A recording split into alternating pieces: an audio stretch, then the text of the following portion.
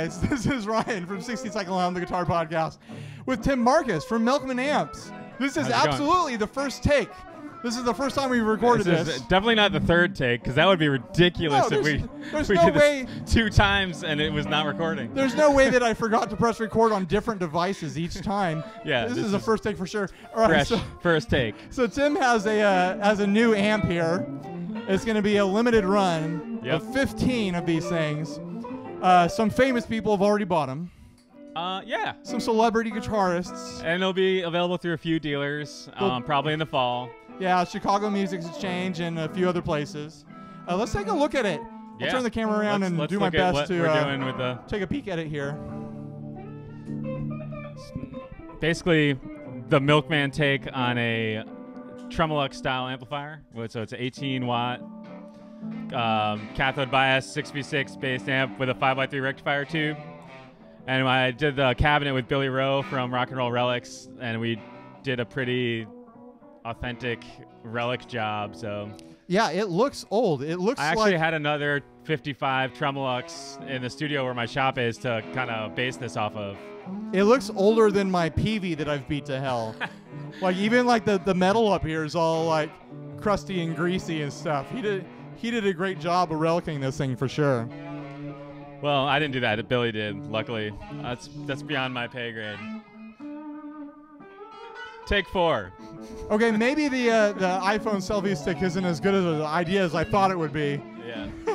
But I pressed the button like adjusting it, so it's fine now. It makes us look a lot more pink than we're not that pink in real life. I'm pretty pink.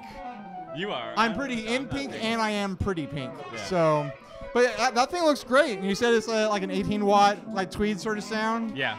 That's gonna be a rockin' amp. It's got the like saggy 5x3 tweed feel, like a Tweed Deluxe would have or something. Yeah, yeah. But it's got a similar tremolo circuit to what the Creamer has. Gotcha. And it's pretty unique. The tremolo kind of almost gives it like a roto, like a rotary speaker sound. It's very like, especially when you're pushing it, the whole thing just gets kind of like almost like vibrato like. Well, so what I've noticed so far, you talking about this thing, is that you haven't mentioned anything bad about it yet. Like, what's the worst quality of this amp? The con of every Milkman thing, except for the JHS pedal, is the price. Except for that darn JHS pedal. Yeah, the JHS pedal is the only thing I have where people don't complain about the price. And, well, but you know, it's like, you know, you're getting stuff that's handmade by people.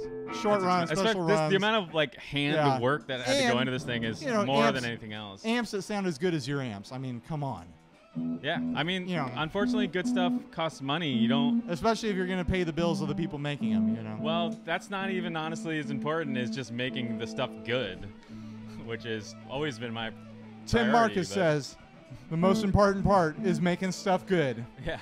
If I wanted to live a wealthy person's lifestyle, I would not be living in San Francisco. Because you can make all the money in the world and you're still going to be broke. Like, yeah.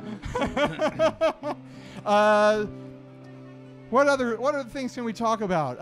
Have you tried a Boss Katana? No, but you know, a lot of the pedal steel players have been using that amp. They like it. It's like 200 watt amp or something, or $300. $200 amp for it's $200 for a 50 watt. Well, I think the steel players like the higher power one. Oh, of course they do. Of course they do. But I think the higher power one's like 350. It's fine. It was like got like a modeling thing in it, or it's a solid state like AB class power, which I don't know what that means. That means it operates in push pull. Okay, operates in push pull, and so it's not like a I just like it because it sounds good to my ear, and I paid $200 for it. Yeah. Do you think I'd be able to make like a Milkman patch on there and put you out of business? You can try to. You can spend all day with this thing and see what you can do. Obviously, go for it. Obviously, totally different markets. Yeah. Obviously, totally different concepts. I was just wondering if you'd tried one. I haven't tried it. I'm sure it's great. Will you? Do you? Tim Marcus refuses to try Boss Katanas. I mean, it can't be any worse than a Line 6 Spider. It's a lot better. I'll say that. Well, there you go. Yeah. There's a video of me at Josh Scott's place when I was playing out of the Line 6 Spider. And I had this stupid grin on my face, and I actually say, like, this isn't actually that bad. Like, if I was just practicing in a room at home, like, I would use that. Yeah, totally. I think that's kind of how I feel about the Katana. Like, it gets loud and it makes good sounds. Yeah. I'm like, I can't complain and you're about using this. 9,000 pedals anyway, so you Yeah, might as yeah, well exactly. run it into something. And it was $200. Yeah. If it blows up someday, I'll just get another But one. This thing, which is a million times more expensive than that, is, you know, will Not last. a million. The nice things about the handlebar stuff is like you can fix them, you can keep Well, them it's last forever. They don't. It's a classic. It's like you're always gonna be able to find someone who can fix it. You're Yeah. always gonna be able to find parts for it. You could, even if you don't know much, if anything goes wrong, you can usually replace tubes and figure it out on your own. And it's beautiful too. And it sounds it is beautiful. nice. I'm assuming it sounds beautiful because your other amps sound beautiful. Yeah. But We'll plug it in at some point. It's the kind of amp you can throw this in your living room. You can throw it in your den. Yeah. You know, and it's gonna like be a piece of furniture that like brightens up the room and it looks interesting. Like a Boss Katana. I'll say it, I think they're ugly. They're probably not. They're pretty ugly, but they work. Yeah. For $200. You know, there's gonna be like a new trend where people like rehouse them. I bet. Will you loan this to me so I can do a comparison video between a katana? Yeah, maybe I'm joking. NAMM you could do that. I'm joking. You could try to compare it. I want you to at NAMM. I want you to grab this and drag it over to the Boss booth and just drop it and be like, "What's up?"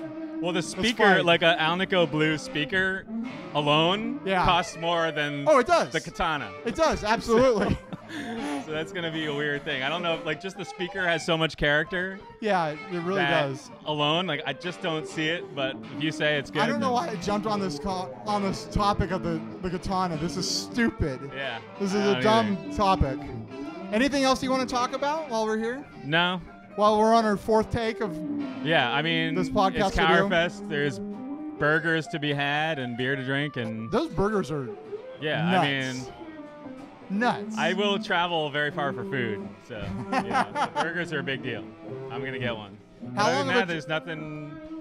How long of a drive is it out here to cover our it's geography like an podcast? hour. It took about an hour and 45, including a Starbucks stop. It took me less time to fly here. Yeah. I flew here from San Diego. It took me an hour and a half. How many hours did you show up at the airport Good before point. your flight Good point. took off? An hour early. So there you go. Good point. And I had to wake up at 4:30 in the morning. When did you wake up? I probably woke up and used the bathroom at 4:30 in the morning, and then went back to bed for like 4 hours. I like your style. I wish my day was started out late. All right, let's sign off before we get into any more ridiculousness. Yeah, and before this thing breaks. Thanks for watching. I've been Ryan Burke. It's Tim from Milkman. Thanks for watching, guys. Thanks.